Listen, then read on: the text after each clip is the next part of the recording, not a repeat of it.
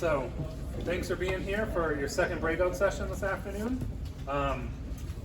This room is sponsored by Kearney, Donovan, and McGee LLC, or as we call them, KDM. I'm Matt Healy. My role here at Mass MEP is the Associate Director of Technology, and I'm welcoming you to Fundamentals of AI. So let me kind of let you know who we have up here. Starting off, we have Erica McCloskey, who's the Director of Manufacturing and Technical Operations at Amazon Robotics. Then I have Brendan McSheffrey. He is the Managing Partner at Kendall Project AI. And I have John Berg, who is the CEO of Carpe Diem, and one of his employees, Sandra Branso, who is the Embedded Systems and Process Engineer at Carpe Diem. So we're going to give you some insights and talk about AI for the next 45 minutes or so. And then once we're done, we did this a little bit different last time. If you had any questions, we had everyone come up and kind of just chat with us instead of shouting them out. So if you have some questions, come on up and we'll chat with you about it. But let me start off with Brendan and have him tell us a little bit about Kendall AI and kind of how AI is changing manufacturing processes. So I lead the Kendall project. We're a group out of Kendall Square that started with some folks out of the MIT Media Lab, where we are teaching and training AI strategy and AI literacy using the same methodologies that we've used to help 160 AI companies get started over the last 4 years. But I have a background in manufacturing. I ran my family's manufacturing business here in the Commonwealth, where we manufactured 16 million pressure gauges a year down in Rockland and Plymouth for fire extinguishers, medical oxygen, and fireman air packs. And so I know all of the kinds of pains of global growth and pricing and that Massachusetts companies have gone through for generations. So. All right, and I'm going to apologize to Olivia because I skipped right over her. So Olivia actually works with me at Mass MEP. She's our supply chain program manager. And so, sorry, I skipped over. I liked being a mystery up here.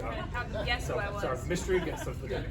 So I'm going to go to Olivia next and just have her give you an idea. We have a pretty exciting project we've been working on at Mass MEP, which is a supply chain web scraping project. And her and one of our colleagues have been working on it for about 6 months now. So I'm going to let Olivia give you an idea of what we're doing with this project and where it's what it's grown into at this point in the last 6 months. Sure, yeah, no, happy to talk about it. It's been a really exciting project at Mass MEP. And I give this example today as what I think is a common thread amongst all the panelists, and specifically our manufacturers who are faced with a problem and then they're utilizing AI to solve it, right? And that's what it's all about. So at Mass MEP, we really focused or aimed to focus on our supply chain services about 2 years ago, really wanting to strengthen our ability to connect manufacturers within Massachusetts with each other. And then in addition to that, as the national MEP network, there's an MEP center in every state throughout the US. So we wanted to have the ability to pinpoint who in Massachusetts could do certain things if somebody across the country was looking for them. And it happens quite often for a variety of reasons. Supply chain disruptions, reshoring initiatives, second suppliers, whatever the reason might be, we wanted to be able to find the manufacturers and understand their capabilities in the Commonwealth. So we knew we have about 6,000 manufacturers in Massachusetts, and everyone has a 6-digit NAICS code, which will give you like a general idea of what it is that they do. I'm sure many of you in this room know what that is. Like you might have a machine shop, or excuse me, a NAICS code that says you're a machine shop. But a machine shop can do a million different things and have a million different capabilities. So at the beginning, the solution seemed to be a database where manufacturers go in and they fill out all the details about their capabilities and services and certifications, materials, and so forth. But the reality is, getting 6,000 people to do that and keep that information updated is really challenging. So when we were getting these supplier requests, we were looking at all these different databases, and 9 times out of 10, or maybe 10 times out of 10, we'd land on a manufacturer's website to try to get an idea of if they could do what it is that we were looking for. And I said earlier, I think it just started as griping of, gosh, if we could just get all this information from everyone's website in one place so we can manipulate it in a way and understand it and quickly and efficiently find people within that data, that would be great. And that's where my colleague had challenged me to think about AI as a solution. And he's really the one, his name's Sean Healy. I can't take any credit for the functionality of it or how he actually got this thing to work. I was more there to spell out the problem and work with him to figure out how he could get AI to get the information and the data that we wanted. So what he did is he built a bot through code and Python, and Matt, you can help bolster any pieces I'm missing after, which had the bot go out, get the information that we specifically told it to, and that would get iterated over time. For example, Build America, Buy America has been a huge thing. Who's compliant in Massachusetts or across the US? So we were able to add a question. All right, we don't want you just going to get materials, equipment, services, certifications. We now want you to say, do they mention that they're Build America, Buy America compliant? Understanding that there might be some companies that are and don't have it, but if at least it's out there, we wanted to get that information. So not only did he design the bot to get the information that was meaningful for us at Mass MEP, but he got that to be automatically fed into our Salesforce system. So now as a staff, we can utilize that in a way that helps us support our clients. Erica had emailed me once asking for sheet metal manufacturers, and we just did a quick search for that. But beyond that, we can even do, you give us a specific outline of what it is that you're looking for, and then we can feed that to the bot to see what companies have relevant capabilities. So it's been really exciting to use AI to streamline what was a really cumbersome solution. And I know, Matt, you've done work at Mass MEP as well with a time-consuming task that now AI is helping. Yeah, so we had some challenges with I shouldn't say challenges, but an opportunity with our sales team, and one of our BDAs, Gary, is here, and he's been one of my guinea pigs, so thanks, Gary. We have our BDAs go into a client, we talk about your challenges or what you're looking for, and we started simple with an AI note taker with permission with the client. We would be very upfront about it. We wouldn't want to record anything. We don't want to record it, things like that. But we were able to take that transcript and create a couple custom bots through our ChatGPT team license, so it stays within our Mass MEP space. And what it does is we take the transcript, we feed it in, we have a set prompt that our team uses, and it comes back out and literally writes our proposal. So it's non-biased, and it's giving us very standardized work to show what the client needed, what they could use in the future, and it creates a proposal for them automatically, and it spits out a Word file at the end. So instead of going through our product catalog, picking and choosing what the client might want or what we think they might want, that's what you might have heard, we're able to streamline this, and it's saving them a good amount of time at this point. So that was just one of the many uses that we've had internally with it. And some of those bots that we were talking about, I actually dabbled in a little bit. I went to one of Brendan's workshops, and he kind of said, where are these problems? And I said, you know what, this is one of those problems, and we kind of scaled it up a little bit from there. And we'll get back into that in a few minutes. Let me jump over to John and Sandra. So John is actually the chair of our board at Mass MEP, and we had a board meeting a few months ago, and my boss came running down to my office. She goes, you need to come into the room and see what John has. I said, all right. So I go in and we start chatting. And what John at Carpe Diem and his team are doing is, and I'll let them explain a little bit more, but they had a problem, and they couldn't go and use some externally or anything that was outward facing, John, for the AI implementation of this. So he bought what's called a Jetson from NVIDIA, and it's a pretty low cost solution. I'll let John and Sandra kind of talk a little bit more about this so I don't butcher some of it. But yeah, so we're working with the customer. We have some problems to solve. We're working with the customer, and we're signing NDAs to basically sort of limit how much we can disclose to AI and that. But we have a solution, so we can have air gap versions, and so that kind of led us to NVIDIA, and there's a lot of everyone knows what's happened with NVIDIA's stock price and all the rest of it and that, but it's really driven by a lot of their work here. And so this is a little box that can do 10 teraflops, okay, and that's 10 trillion floating operations per second. So it's just incredible power, and we can attach a camera directly to it. So we're taking on or I charted Sandra with taking this thing and using that, applying AI to have an application to do inspection and that, and just backing up a little bit. So why AI? Why not just machine vision? Well, we've done lots of machine vision in the past, okay, but we really need power tools, okay? Our business is small, okay? We do precision engineering and process development, and really our advantage is being nimble and quick. But how can we be nimble and quick if we don't use the very best tools? If we can't really develop those applications very quickly, so we'll become obsolete and that not capable. Okay, so we said, look, strategically, we got to stop doing it the old way. We've got to use the very best tools. We bought 3 of these, okay, and you know, I put them on 3 different desks and said, okay, this is your charter.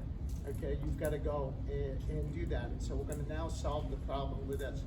And Sandra, how long did that take to go?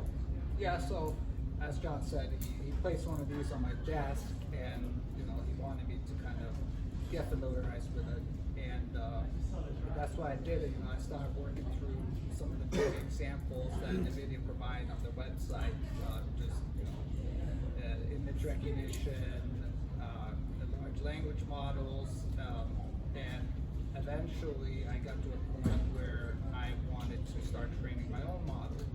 So I mounted a camera on a 3x3 foot 3D printer and started taking a bunch of images. I took like 80,000 images, and I started training a model, and within a month I was able to create a report on the inspection part. We were looking for defects such as dust particles or scratch or any other flaws in our product, and create a report basically outlining the locations where those defects are located.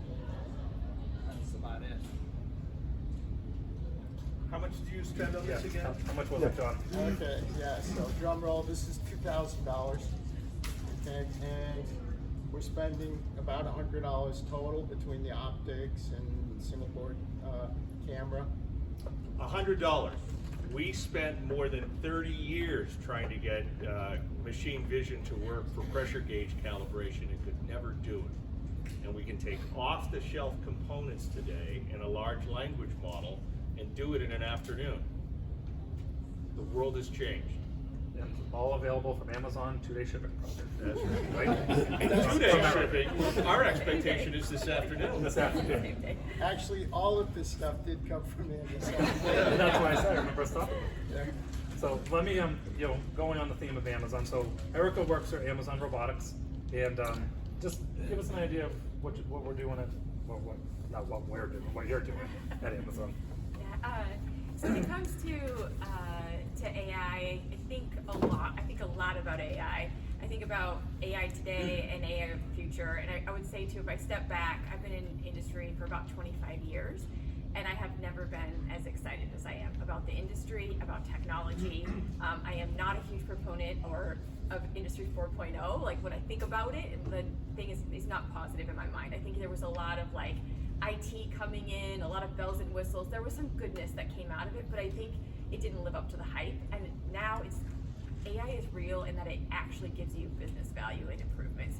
So when I think about there was a panel a few months ago, and they were talking about little AI and big AI. And so I think a lot about little AI. What are the problems you're having today that you can use AI and technology to solve? And so we have AI assistants like ChatGPT, or you can use Perplexity. That's another free one. We have one internal to Amazon. I am on our tool all day, every day. I think I'm saving at this point at least 10 hours a week of time. And so that 10 hours, even if you can save 1 hour, what we talked about before with pricing, there's your payback right there, right? You're going to spend an hour on pricing, you lower, increase your prices, increase profits, and there you go. Your payback is, and these are so cheap. So there's things like we do a lot of doc writing. When we interview, we take a lot of notes. In the past, I would be typing notes, and then we have to write up, synopsis and other things. AI does that for me in 1 minute. It would take me at least an hour, right? We had an offsite last week, and we were affinitizing and thinking about, stickies on the wall and doing all things. I was just typing to AI. It affinitized everything. It started to give you ideas. You could keep asking it. I think one of the things I would say with AI, if you're using something like ChatGPT, think about 5 questions, not 1. Ask it 1, keep going. What about this? How do I think about this? Think deeper. It's not going to give you the answers, but your mind suddenly starts to expand. So there's the little AI. I think a lot about the future. I think AI is allowing me to have time to think about the future. So what does the future of the business look like? For my business, I think a lot of us, customization, technology, this evolution, we're gonna have to be nimble, flexible, fast, high quality, right? So I think about the future of continuing to leverage digital twin, simulation. I can start to create those models and think about what I would need to do today to enable tomorrow. Funny, as much as she's excited about this technology, and I am too, but I'm also scared. I've never been more alarmed in my whole career. I have 43 patents on different technologies, including machine learning, and I share that only because it says I have a track record for seeing where technology is going to go, and we don't know where it's going to go in the 5-year horizon right now. AI's power is doubling every 6 months. 6 months from now, AI, all large language models, ChatGPT, Anthropic, all of them, will know twice as much about your business as it does today, or have the ability to understand twice as much. And a year from now, it'll double again, and then double again, and again, and again, and it's speeding up. It's not slowing down. This isn't all of your business. Who uses ChatGPT or a AI tool every day? Who has a team license to ChatGPT and you all use the exact same one? You, well done. If you're not, that's the problem. AI literacy rates in the United States right now are below 30%. In China, it's 70%, and they are mandated to learn this. The issues that we are facing because of the speed of change is faster than any of us can comprehend. I'm very lucky. I'm sitting here with Dylan Johnson, who's in the back of the room. He's a former Apple engineer and a Sloan student that I've mentored out of the MIT Media Lab. He came with me today. He's working on quality control problems for manufacturing. He and I have had a front row seat this year, as long a number of years, with some of the top AI brains in the world. We're very, very lucky. We're in Massachusetts. You are a very short distance from some of the smartest AI people in the entire world. They're alarmed. This is happening faster than any of us ever expected. Last year, I was a little more jovial about this. I'm not this year. I moved 90 jobs to Mexico because of free trade in 1998 to protect 50 jobs that we protected in Rockland. AI is going to make free trade seem like a picnic for a lot of businesses. If you're not using the team license, go home tonight, sign up for the team license, and use ChatGPT with your colleagues as one system. Who knows what they should do with AI? It's really simple. Erica already answered it. Solve the problems you have.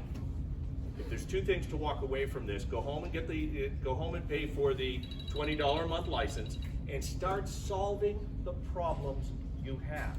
Doesn't matter if it's a sales problem, doesn't matter if it's a loading dock or shipping problem, inventory control, or something sophisticated like what John did. Start getting to work.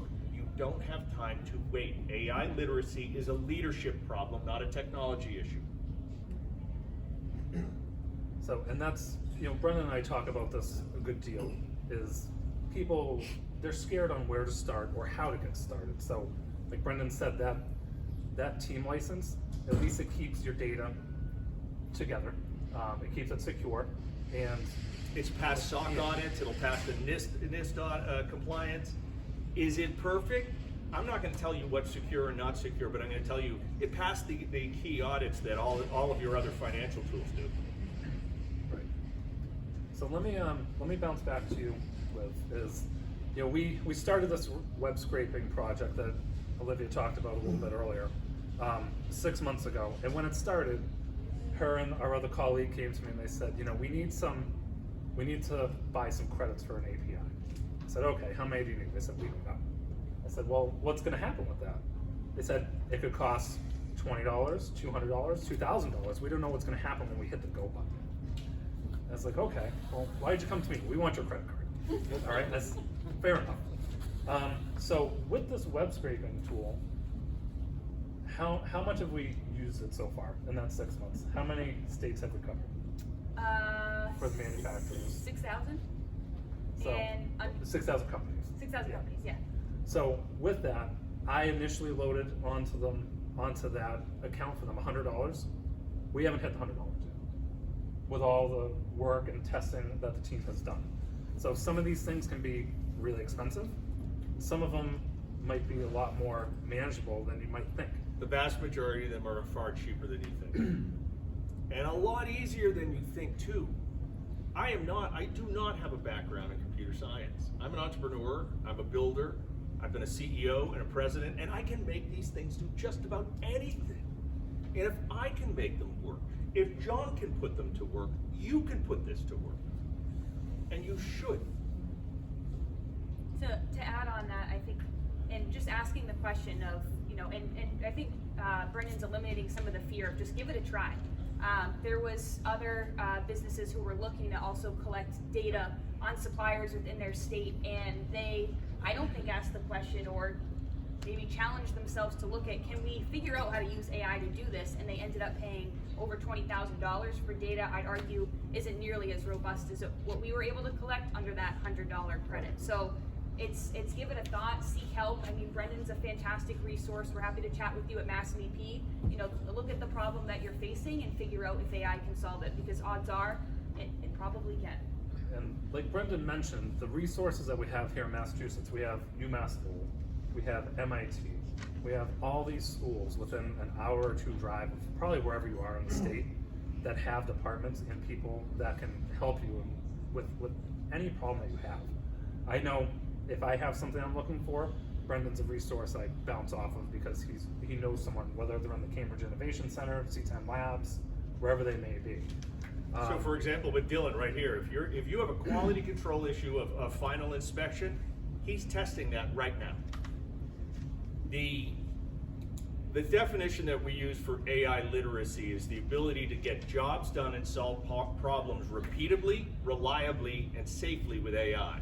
If every one of your employees can't do that, then your team's not your company's not AI literate, and you need to be. The clock is ticking. This is different than other technologies. Other technologies like the CRMs and ERP systems that you've all installed, I know I have. Oh, good God, I hate installing any of them. But this is different because once you install and start using it, it gets smarter. It gets better. It's like compounded interest of intelligence. It's like hiring a new employee. And if you only have one person using it, it's like hiring a new employee and having them sit in a closet and only talk to one person. So you need to start doing this together. AI is a team sport. Your team needs to do this together, and you can. So, John and Sandra, what with the NVIDIA box, what kind of impacts, what if you get this rolling totally throughout your facility, what kind of time savings and impacts is it going to have on your company? So it's not just a time save. So first of all, there are things that we wouldn't dream to do, okay, because we don't think we have the time. Okay, so it's really expanded what we're even willing to take on, okay, and that, because now we can. So now, you know, Sandra was describing, well, he took 80,000 images in there. Well, we weren't going to go and look at 80,000.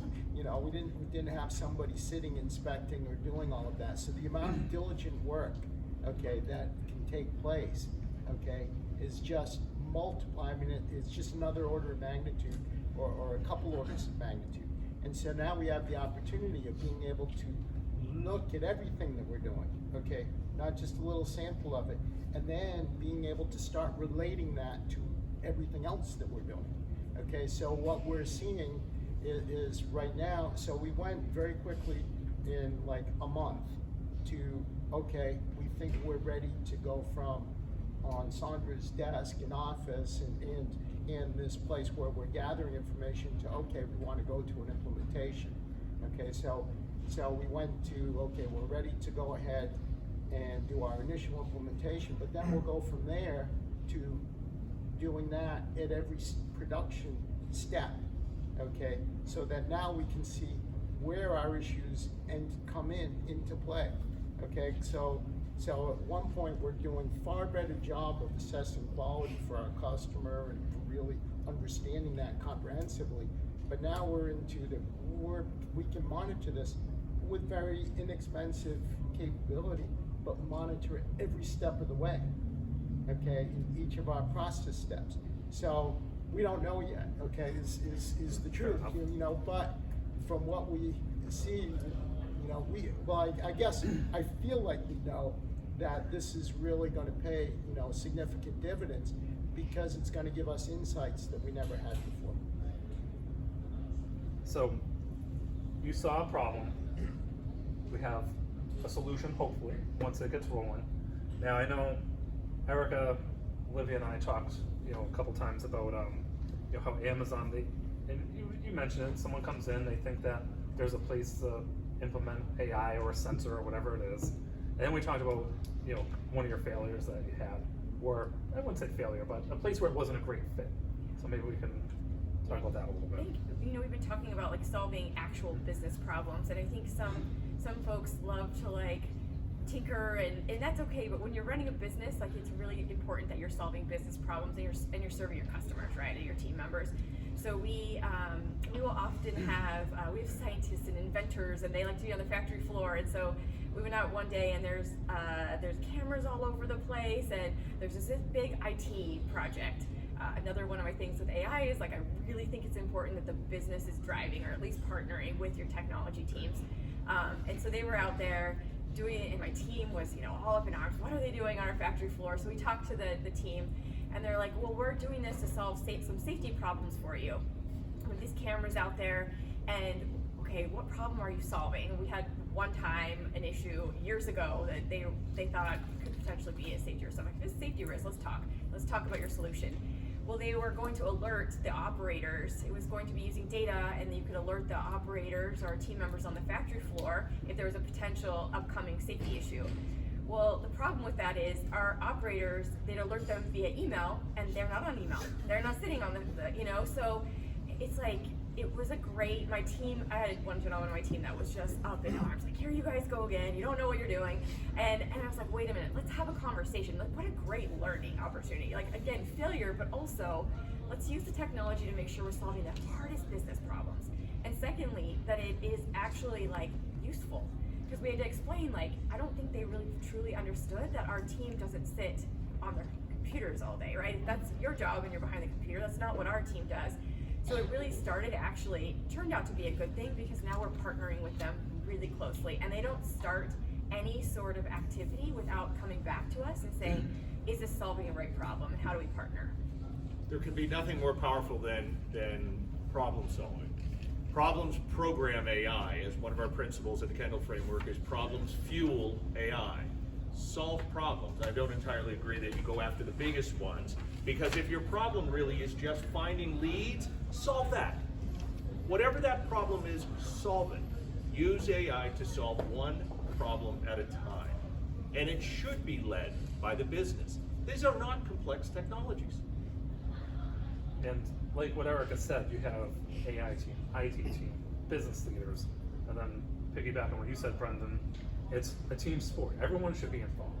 So when we do this at Mass MEP as well, we get together in a group, and I try to pull in people from each one of our departments so we can all have insight on it and figure out those challenges, figure out where we can grab that low-hanging fruit and create a solution for our people to save that hour a day, 2 hours a day, 10 hours a week, whatever it is.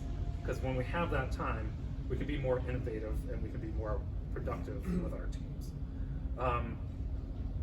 So on that,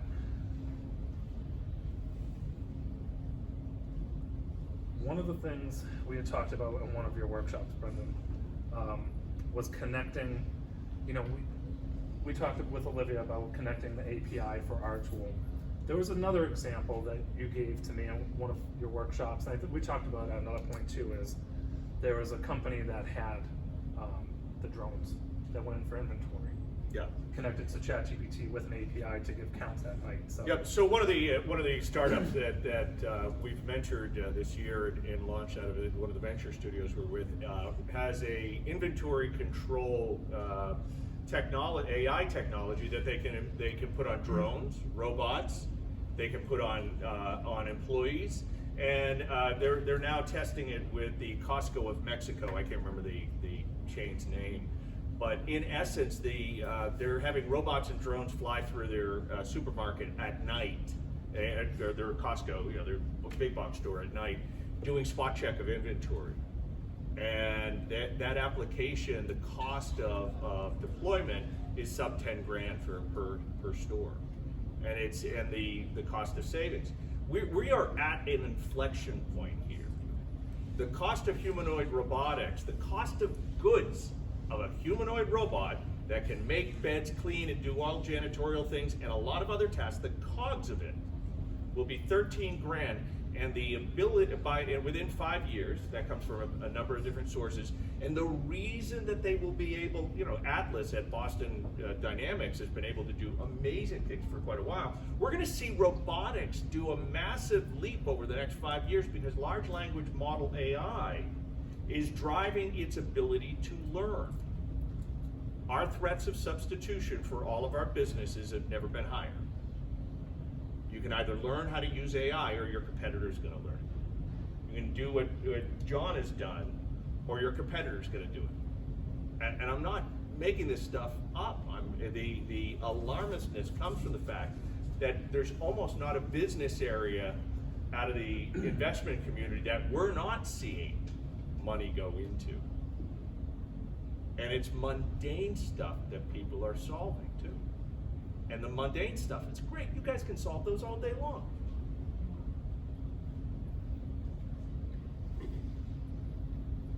So, on that note, I want to thank everyone for your insights here. I'm gonna end us about 2 minutes early, so I just got the little nod on here, just so all the other breakout rooms are coming back here for the wrap up. So we want to give you some time to ask any of us questions. So we'll be up here for a few minutes. I want to thank everyone that was up here with us today, and for your insights, knowledge, and just the conversation we're having. So we'd love to answer any questions you have about any of the tools and things like that. Yeah, a general question Yeah, sure. relative to security that came up a couple of times. Yeah. It's really a government contracting, government development, government activities like that. How is that being received on the government side and the like? So I can answer that in one particular instance, example. So first of all, we had an NDA, and our NDA called out that disclosure to AI on these things was explicitly now put in our new. They canceled our old NDA, and now they gave us this new NDA. Mm-hmm. Okay, so that's sort of interesting, because we can't, we could still disclose things, but we can't disclose things with certain content. Okay, so that was really where we said, okay, we talked with our customer and said, okay, if it's air-gapped application, do you have any issue with that? None at all. Okay, so we can run a large language model on this machine. Okay, we can run those images on this. So this really addressed that, and our customer is now going to implement this, by the way. They're seeing what we're doing and they're excited. Okay, so anyways, that's how we were able to go ahead and address it. I think Brendan could speak to that as well, because there's confidentiality, and then there's what is your contractual requirement. Okay, what are you being bound to do? For day-to-day use cases, the vast majority of applications are secure. As long as you're paying for it, they pass SOC audits, NIST compliance, and all of the same things that QuickBooks and Microsoft Dynamics and Salesforce does. Salesforce is now driven. If you're using Salesforce, AI's on the back end. And so these pieces of fear of you giving the data to the AI system, pay for it.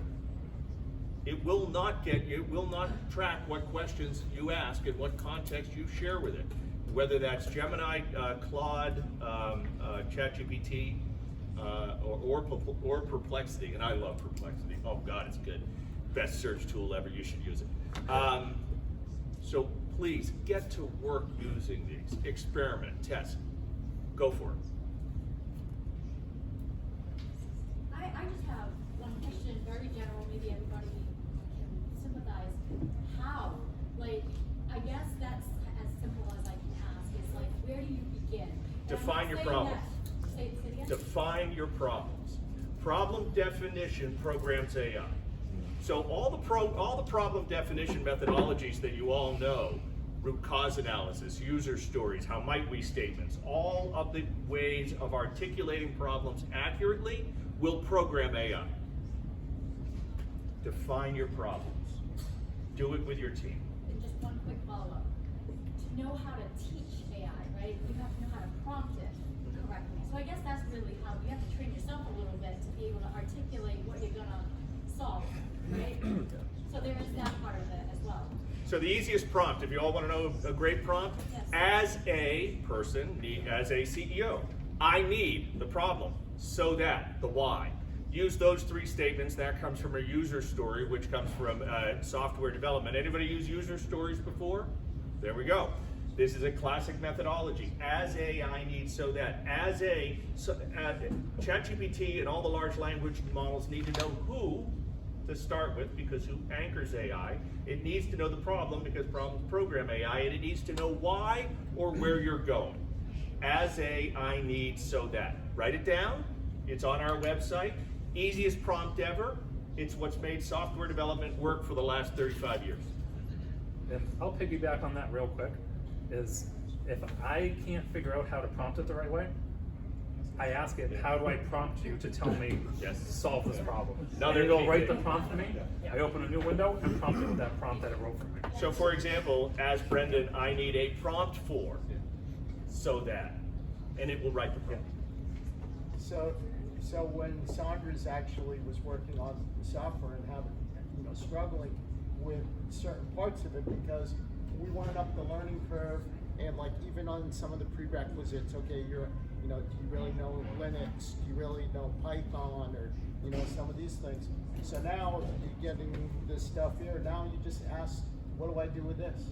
I'm running into that. Like it will teach you, step by step, and then you don't quite understand, so you go ahead and you ask another layered question, and you keep going. And so it's almost like you have a tutor working with you, on that. I asked it, what are the models we should be using? I asked it to write me a report on the models that we should be using. So then I got a report back. So then that then outlines. You start seeing, it always gives it, and it writes in a certain style. It always gives you a list of 3 things, over and over. So there is some stylistic piece to it. But yeah, you can get it to write you a report. So I actually use it a little bit now to give me a summary of the different approaches you could be using to solve problem X. Yep. So if you're all trained on lean manufacturing, if you're not, talk to this guy. The philosophies of lean and flow apply to AI. You want to reduce variation. You want to control the flow. You want to make sure everybody's articulating context, which is what everything you share with AI. You want to make sure people are doing that in standardized ways. These are classic lean things. You all already have the skills you need to make AI work for you.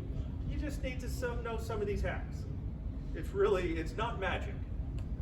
And again, if I can make it work, if John can make it work, if Olivia can make it work, you can. On that note, There we go. thank you.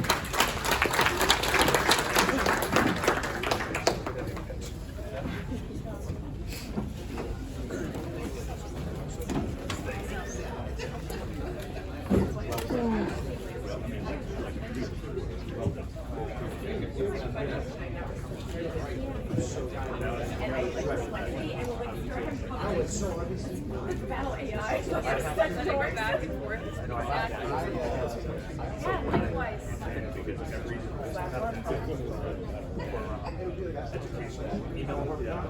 Yeah, Eric's great.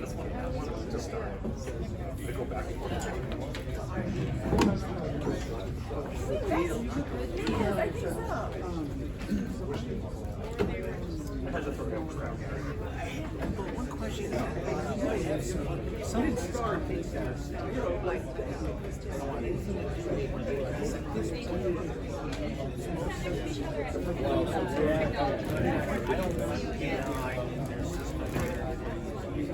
that. So, you know, the fair amount of security.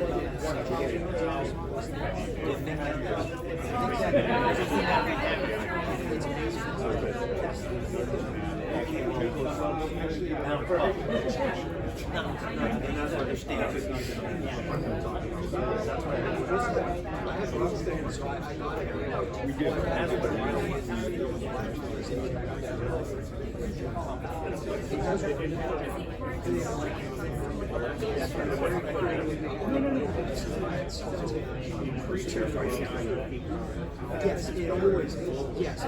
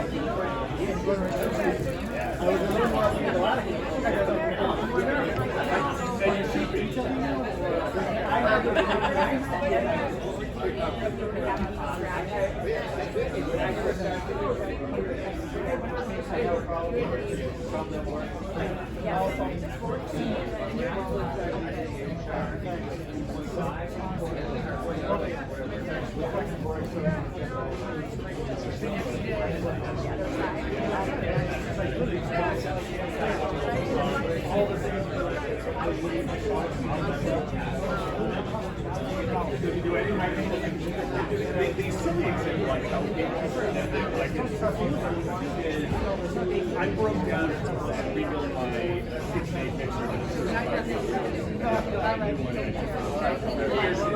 And I did that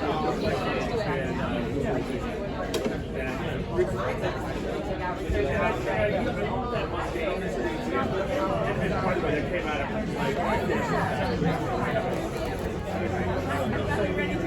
I would attach oh yeah, no, I want the one.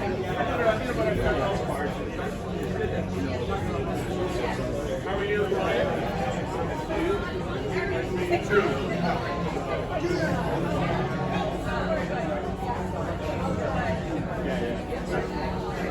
I don't know. Oh, I do know.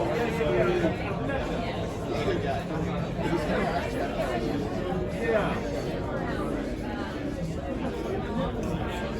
But what you guys are doing, you understand why I'm in that.